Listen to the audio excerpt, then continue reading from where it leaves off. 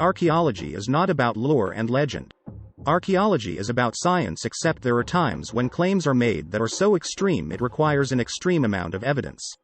The artifact that we're going to talk about today was not only tested through 1 or 3 methods of scanning, but this artifact was also tested through 7. As we are talking about a unique thing, I hope it will add to your knowledge and our integration. So, please subscribe to my channel and press the bell icon.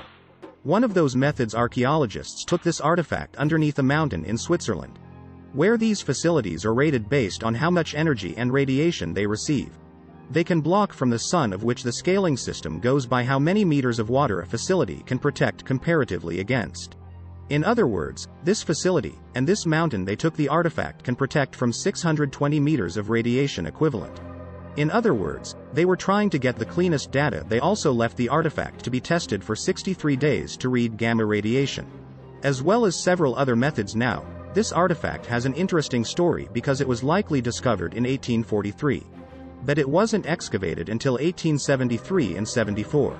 2 archaeologists back in the heyday of archaeology in that sense, but no provenience report was delivered with that. It turns out that this artifact was in a batch of artifacts excavated from a site in Switzerland. This artifact was not from the Tinberg meteoritic site. Now, when it comes to meteors, they have one very specific attribute to them that is not found on our planet. Beyond the nickel content, that being something called cosmogenic aluminum. When we talk about gamma spectrometry and some of the gamma readings that they found, now first most interesting is imaging methods. They used for this artifact, one of the first things they did before using portable X-ray fluorescence was, they used a camera. This is a 36.2 megapixel camera, meaning that if you connect it to a microscope or take a photo of an object, you're going to get a very, very high resolution photo, 8000 by 8000 pixels.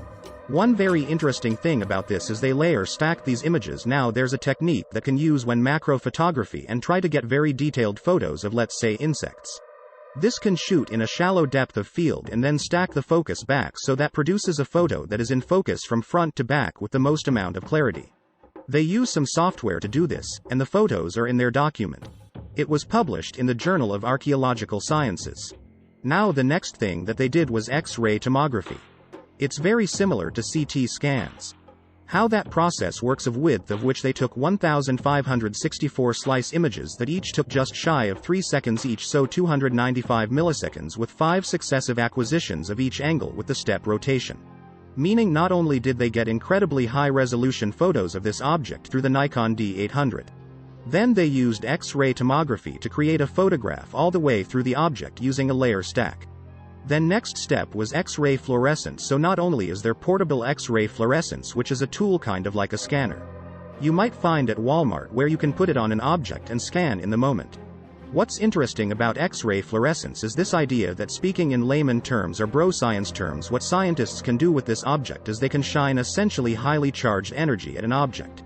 Energy is you knock an electron from an atom outside the inner orbit of that atom, and what happens is, in order to maintain stability, the atom is going to take an electron from its outer orbit and try to re-establish that on the inner orbit, and through that process energy is released, of which scientists know based on the amount of energy released what element releases that amount of energy, and that was how they found that this artifact we're talking about had roughly 8% weight, being from nickel.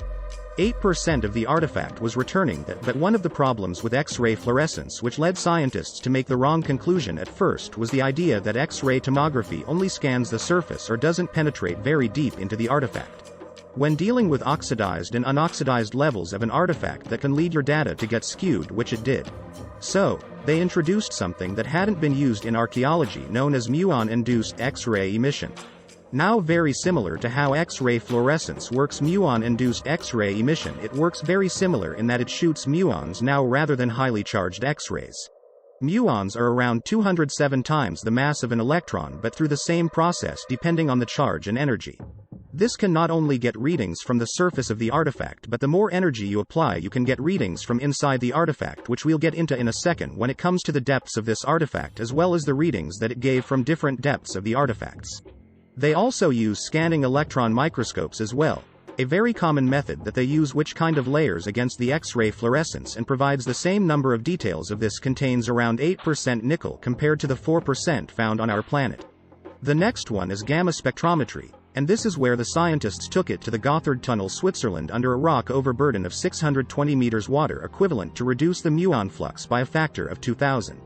The instrument is used to identify materials and components to construct rare vent search experiments for astroparticle physics.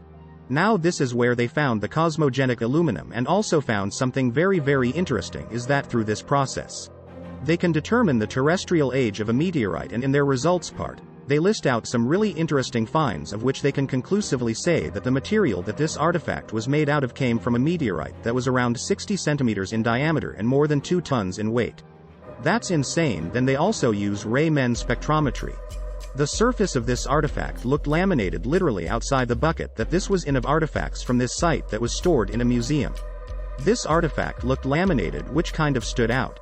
It was even further seen using microscopes. They also found some rust-covered surfaces as well as grinding and scratch marks. Those grinding and scratch marks showed the scientists that obviously this had been formed through either hot or cold techniques through what is called the windmass and Stanton pattern. This technique used in parts of Europe in the late Bronze Age to make different tools, but they were able to find that just by zoom in and looking. They also found remnants of a root removed paper label and the sample number 7396, which was written as well. It was written with a lead-based paint the first time and then rewritten with a less high atomic number pigment as well later, which is interesting. They found from scanning electron microscopes. The next part was the X-ray tomography, now very similar to where they can just zoom into the artifact. The X-ray tomography highlighted some other very interesting aspects. One of those being there being a very thin oxidized layer less than 1 mm thick, and then another side of the arrowhead is clearly more massive with a thickness of unoxidized metal of up to 1.2 mm. They also found a crack on the artifact itself, which will get into some of the misreading. Some interesting finds on the artifact. Also, what's great about that in using microscopes is the crack wasn't visible just looking at the artifact. Initially, what provided the most data to the archaeologist in 2013 and 2017 was X-ray fluorescence. They took 18 measurements of 120 seconds each, which comes out to around 36 minutes on these scans to get the overall composition of these artifacts, and 2 at the bottom. They got from X-ray fluorescence to the muon-induced X-ray emissions, and then a few other methods, which very importantly in a second, we'll see that the germanium and gallium readings were most important to identify where this arrowhead likely came from. The first proved this arrowhead didn't come from just 4 kilometers away, and then they were able to prove that this artifact came from even further away. Now for the muon-induced X-ray spectrometry, the data that they found was very interesting. For one, they had both an oxidized and an unoxidized sample from the meteor site that was found 4 to 8 kilometers away, and then they also had the data at different depths of the artifact. They increased the power for both iron, nickel, and copper. There were some very clear differences when it came to the amount of nickel in these artifacts, which for one of the meteorites, they contained around 4.64 for the unoxidized meteorite, and then the oxidized meteorite had 3.89%. This artifact as a total weight ratio had 8.28% nickel in the artifact. When it came to gamma spectrometry, aluminum-26 or cosmogenic aluminum was found through this process where they allowed the artifact itself to essentially speak through radiation and then through Raman spectrometry.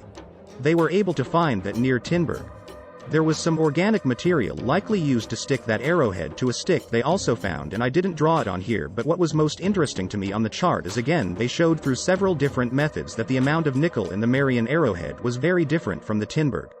The unoxidized and oxidized as well as the cobalt was similar for all samples, which could have led to improper data, but it was the nickel that showed prominently. This artifact was not from that archaeological site. The coexistence of the 2 iron phases shows that the meteorite is an octahedrite, in contrast to the nearby Tinberg meteorite that only contained again through another method. They were able to prove that this meteorite was not from that local site. Gamma spectrometry. They write the presence of cosmogenic aluminum unambiguously proves the meteoritic origin of the Marian arrowhead based on model calculations. The activity of cosmogenic aluminum is freshly fallen iron meteorites with diameters up to 60 centimeters. The range of 2.3 to 4.8 dpm per kilogram consistent with activities measured in meteorites, and then they also show with when using the muon-induced X-ray emissions. They have a chart that breaks down the nickel to weight ratio, the nickel to germanium weight ratio of all these artifacts found from several different sites that had meteoritic iron used to either make artifacts or just known meteors that came to our planet. All this information we get is concluded that this weapon is not from our planet, or at least not a normal way of usage materials. I hope you liked this information. Please don't forget to subscribe to my channel and press the bell icon. Thanks for watching.